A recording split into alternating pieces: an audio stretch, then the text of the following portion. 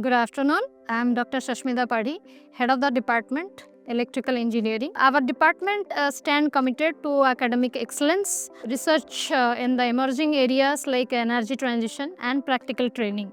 Our department has a initiative of forming a microgrid at our campus, integrating solar, wind and biogas, which not only gives a hands-on exposure to our students, but also it is fulfilling the missions of green energy. Our students are doing projects which are industry relevant, ranging from transformer health monitoring to predictive analytics using AI. Not only that, our department is offering various programs like BTech, MTech and PhD, and we are also conducting different faculty development programs, and in such a vibrant environment where knowledge meets application has been truly fulfilling.